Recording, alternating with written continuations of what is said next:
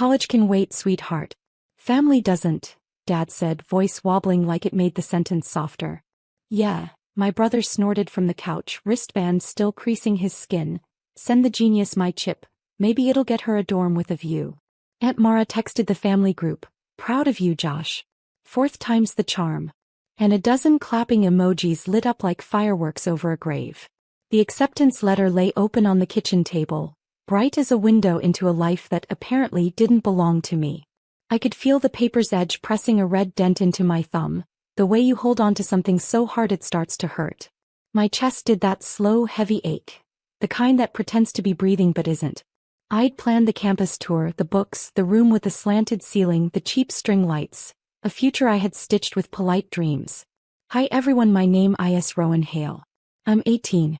Tell me, when you're raised to be the quiet good daughter, what volume is left for your own life? Dad wouldn't look at me.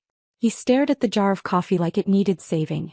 Your brother needed it more, he said, gentle, like I should be proud to agree. It was an emergency. Was, my brother echoed, tearing the corner of a napkin into confetti. You'll survive. Smart girls always do. The number $57,000 kept throbbing in my head, the way a burn remembers heat. It wasn't just money, it was baby photos where Mom wrote for her future on the back. It was birthdays without bikes. Hand-me-downs with someone else's history sewn into the hems. It was my babysitting cash that smelled like popcorn and old carpets. 18 years distilled into a balance I had never touched because I believed a promise. I didn't scream. I didn't even cry. I watched the light from the window crawl across Dad's knuckles, the freckle on his ring finger shaking. I heard the faucet drip, steady as a metronome. I folded the acceptance letter once, twice, until the school crest was a crease. Okay, I said, because that's what I've always said when they hand me a burden and call it family. But my hands were already moving. I opened the drawer with the warranties and the birthday candles. Beneath the rubber bands was the accordion file with our names on tabbed lips. I slid mine out, medical school bank. A page fluttered loose. Not a withdrawal slip. A signature form. 2 of them. Dad's handwriting beside my name. Rowan, he whispered, finally looking up as the house tightened around us like a held breath. Don't. I didn't slam the drawer. I didn't rip the paper. I just stood there holding that authorization form like it was suddenly heavier than the entire kitchen. The signature, forged in that lazy half-cursive shape Dad always used for grocery lists and birthday cards, sat like a bruise right beside my printed legal name. And the silence between us wasn't normal silence. It was the kind that screams. Dad swallowed and pointed toward the fridge like we were talking about leftovers. Honey, you have to understand.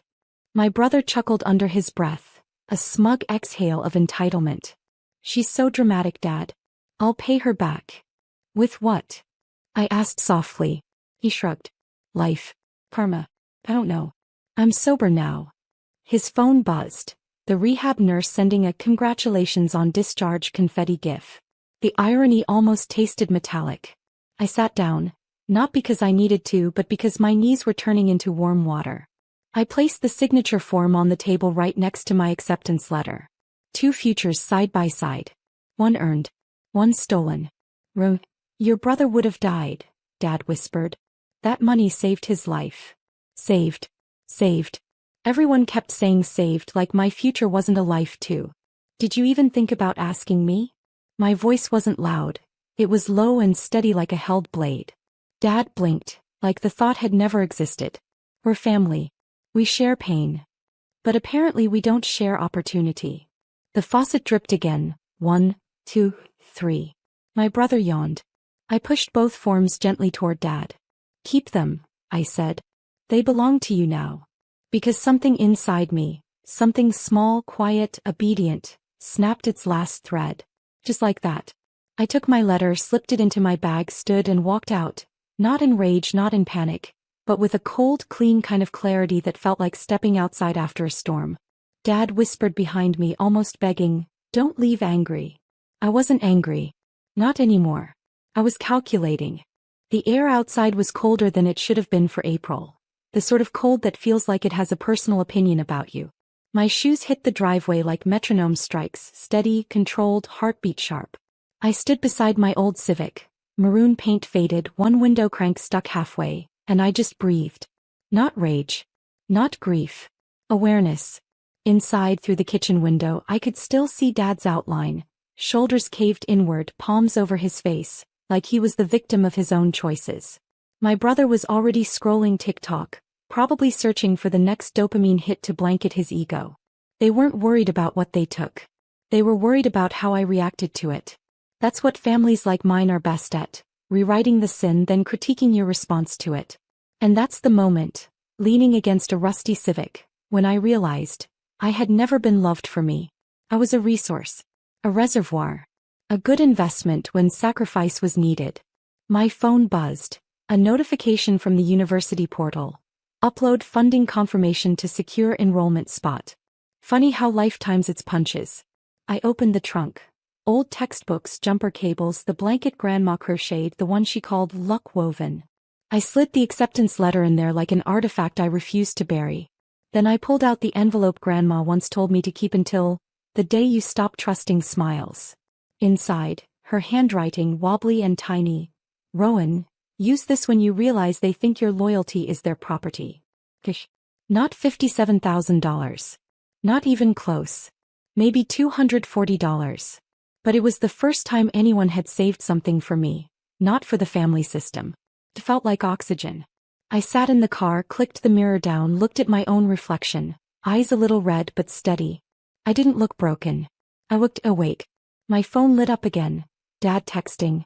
Don't tell anyone about this. It'll ruin your brother's recovery. The words stung, but not because they hurt, they confirmed something brutal. He wasn't sorry he took my future. He was scared someone else might judge him for it. I exhaled once, long, like sealing a decision. Now. I wasn't planning to recover from this.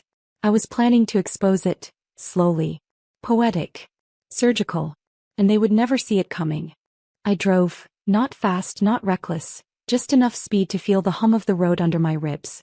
There's a specific kind of silence inside a car when betrayal is fresh. It isn't quiet, it's calculating. I parked outside the public library.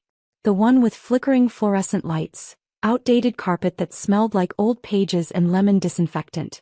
I walked in, slid into a computer cubicle, logged into my student portal. The financial aid section blinked like a dare. If this ever happened to you, say, same in the comments. I typed slow, not because I was unsure, but because every keystroke felt like stitching a wound shut. Reason, family financial collapse. Which, honestly, it was. I clicked submit for emergency aid evaluation. Then I opened a new tab. My hands didn't even shake. I searched. Rights when a parent uses a child's education trust funds without consent. I half expected nothing, but pages popped up. Case studies. Legal hotlines. Forums full of people whose family used loyalty like a debit card. It wasn't just betrayal. It was qualified fraud. My pulse didn't spike, it settled. I took photos of the signed withdrawal forms tucked inside my bag. Clear, sharp, date stamped. I documented everything. Then I emailed them to myself. Because evidence is only power when duplicated. My phone buzzed again. Dad. We're in this together. Don't turn this into something ugly. Funny how people who create ugliness think they get to decide what's ugly. I typed back 2 words. I won't. But not the way he meant. Because here's the thing, I wasn't rushing. Revenge that rushes becomes vengeance. And vengeance becomes sloppy. I wanted clarity. Consequence. Quiet consequence. I closed my laptop, borrowed a pen and sticky note from the reference desk and wrote one single sentence. Your brother needed it more. I stuck it behind my debit card, not to remember what he said, but to remember the exact moment the father-daughter bridge burned down without flames. When I stepped back outside, I didn't head home. I drove to Grandma's gravestone, tiny pale gray marble, tucked beside a sweet gum tree. I placed one hand on the cold surface. Thank you, I whispered, for saving even a little for me. And the wind moved like she heard me. That was the moment I finally believed something. I wasn't the daughter they nurtured. I was the daughter they underestimated. And nothing is more dangerous than a quiet girl who finally learns. She doesn't owe anyone silence. The lawn beside Grandma's stone was damp. Morning dew clinging to the grass like tiny glass beads. I sat on the little concrete ledge by the sweet gum roots, knees pulled in, the acceptance letter folded in my lap. I kept tracing the embossed school crest with my thumb, not because I doubted myself, but because it reminded me I had earned something they thought they could repurpose. People think betrayal is loud. It's not. It's quiet steps in a kitchen. It's paperwork someone signs when you're asleep. It's the moment you find out your life was budgeted for someone else's disaster. I opened my phone again, scrolling through old photos, birthdays, homemade cakes, Dad's jokes about me being his smartest return on investment. I didn't cry at them. I just studied them, like evidence in reverse. Then I clicked on my banking app. I'd never questioned it before, that balance line that said future college fund. Because in my head trust was a given. That's the church I was raised in. That's the sacred text. Family equals unquestioned faith. But faith without proof isn't loyalty. It's blindness. The balance was now $23.17. I typed in the branch phone number, thumb hovering over call, then stopped. Because I knew the bank manager. I'd met her once, when I was 12, the summer they added $120 from my babysitting to my account. She'd smiled and said, "This is rare, honey. Most kids don't get savings this young. You're lucky." Lucky. Luck was just someone else's narrative. I stood up, brushed grass specks off my jeans, walked back to the car and drove straight to the bank. The lobby smelled like printer toner and perfume that tried too hard. The manager, Mrs. Ellery, recognized me instantly. "Rowan. College planning, right?" I didn't smile back. "I need transaction documents for my education fund for the last 18 years. All withdrawals. All signatures. Originals." Her eyes widened, not suspicious, but protective. "Did something happen?" "Something," I whispered, sliding Dad's forged signature across the desk, "was taken." Her face changed, not pity, not shock, but that tight professional focus people get when rules collide with ethics. She typed rapidly, pulling up archived logs. I watched numbers scroll on her monitor. Withdrawals, dates, signature authorizations. A year ago. 6 months ago. 1 month ago. All forged. When she printed the file, a heavy stack of legal-sized paper, she slid it toward me like she was handing me a weapon. Not a gun. A mirror. "Rowan," she said quietly. "Do you want to press charges?" I didn't answer. Not yet. Because pressing charges was not revenge. Pressing charges was only step one. I left the bank with the documents pressed against my chest like armor. Outside, sunlight hit the glossy pages, black ink signatures shimmering like they'd been branded into the paper with heat instead of pen. People walked past me unaware, checking phones, chatting, living simple normal Tuesday lives. But it felt like the world should have paused. Because I was holding proof of something daughters aren't supposed to name. Parents aren't supposed to steal. I sat in my car again, engine off, windows cracked just enough to let spring air thread through. I laid the stack on my passenger seat. Evidence. Not anger. Not accusation. Evidence. My phone buzzed. Dad calling. I watched his name blink. I didn't pick up. The call dropped. Then came the text. "Do not involve outsiders. Family matters stay in the family." That sentence did more to confirm my next step than anything else. Family matters stay in the family equals, your suffering belongs to our control. I drove to the university campus. Not inside, just to the overlook by the old oak benches where kids took grad photos with crisp gowns and nervous proud smiles. I walked up to the admissions building, sat on the brick ledge and opened my bag. Acceptance letter. Photo evidence. Bank logs. Forged signature forms. One life on one side of the bag. One crime on the other. I looked up at the building's windows. Students walked by glowing with ambition. I slipped the acceptance letter out, held it closer to my chest. Then I did something tiny but tectonic. I emailed the dean's financial office, attached the first PDF set of forged withdrawals, and wrote a single line. My education fund was used without my consent. I'm requesting a meeting to explore alternate funding and legal remedies. Not rage. Procedure. 2 minutes later, an email pinged back. An automated calendar link for priority cases. Tomorrow morning 9:30 a.m. My throat tightened, not with fear, with a strange electrified steadiness. Then a notification popped up. Dad again. If you ruin your brother's recovery, this is on you. I exhaled slowly. They weren't protecting him. They were protecting their narrative. I stood up from the brick ledge, spine straight, and whispered to myself. They think I'm playing defense. I wasn't. I was setting the board.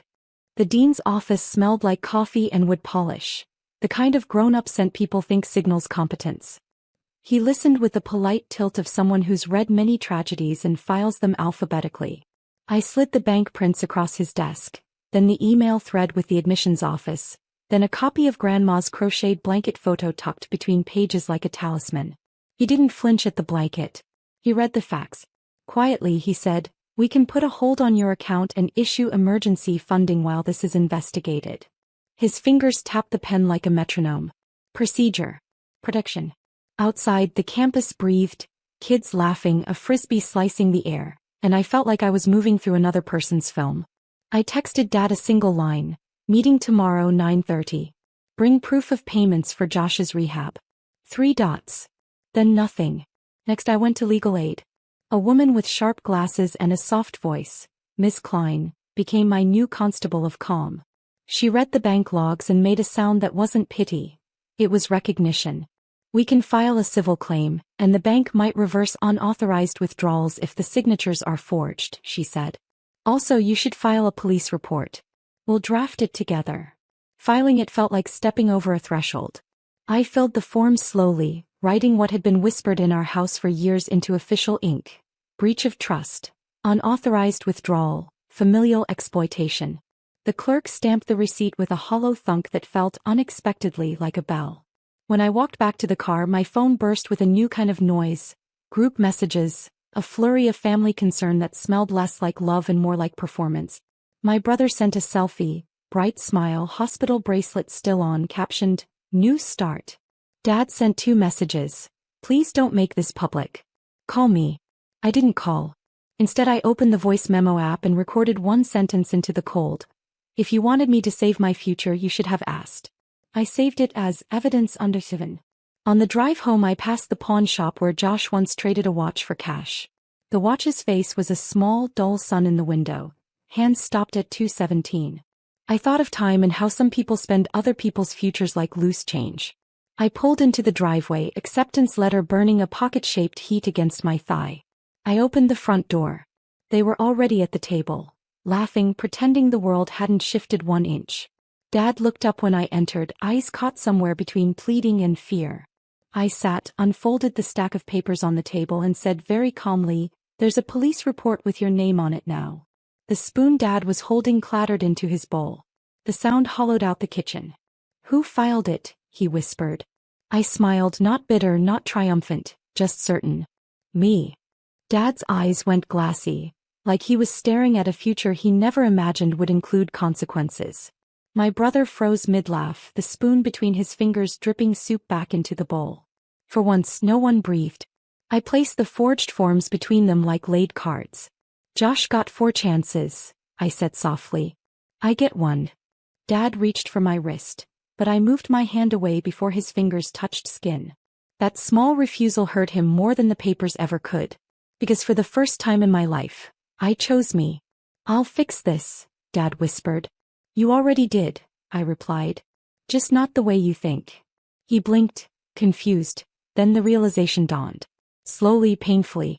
This wasn't revenge through rage. It was revenge through emancipation.